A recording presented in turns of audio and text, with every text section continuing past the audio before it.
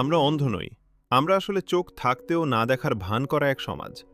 সারামাগোর blindness বনাম বাংলাদেশের সামাজিক বাস্তবতা।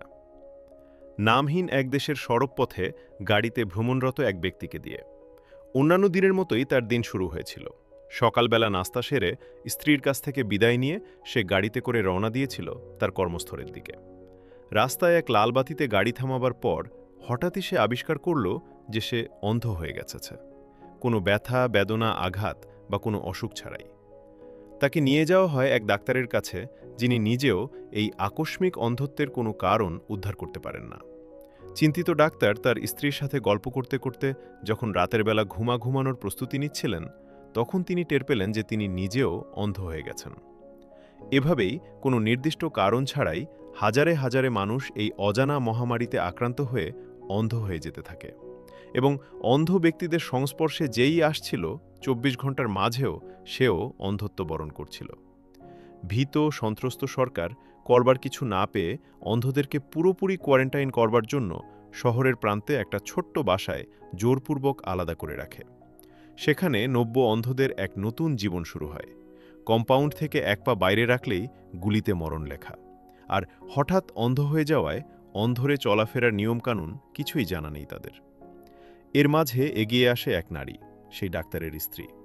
তিনি একমাত্র ব্যক্তি যিনি তখনও অন্ধ হননি, কিন্তু স্বামীকে একা ছাড়তে চাননি বলে অন্ধত্বের ভান করে স্বেচ্ছায় এই বন্দিজীবন মেনে নিয়েছেন। সেই বাড়িতে বন্দি অন্ধদের তৈরি হয় এক নতুন সমাজ ব্যবস্থা। প্রতিদিন নতুন কষ্ট, নতুন নৃশংসতা, আর প্রতিদিনই বেঁচে থাকার যুদ্ধ। একদিন করে সামনে এগিয়ে যাওয়া। এভাবে একদিন ওই বাড়িতে বন্দি অন্ধরা গুলির ভয় ত্যাগ করে বেরিয়ে আসে বাইরে।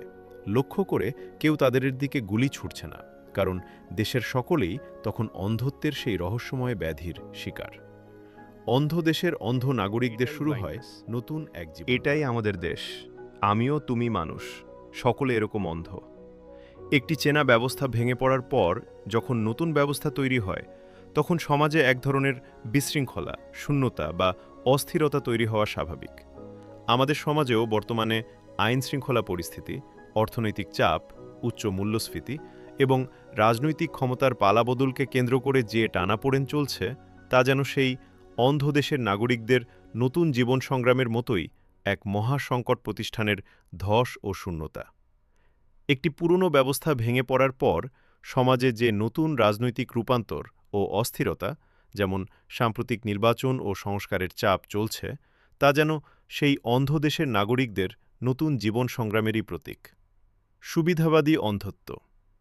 সমাজে যারা দুর্নীতি, বাজার সিন্ডিকেট বা ক্ষমতার অপব্যবহার করে, তারা সেই লোভী অন্ধদের মতো, যারা সংকটের মাঝেও অন্যের খাবার কেড়ে নিত। বিবেকের চোখ। চারপাশে যখন রাজনৈতিক সুবিধাবাদের অন্ধত্ব, তখনও যারা, যেমন তরুণ সমাজ বা সৎ নাগরিকেরা, অন্যায়ের প্রতিবাদ করছেন, তারা হলেন সেই ডাক্তারের স্ত্রীর মতো, যিনি চোখ থাকতেও অন্ধদের পাশে দাঁড়িয়েছিলেন। আমাদের সংকটও চোখের নয়, বরং বিবেক ও নৈতিকতার অন্ধত্ব। আমরা কি এখন সত্যিই চোখ মেলে তাকাতে পারছি?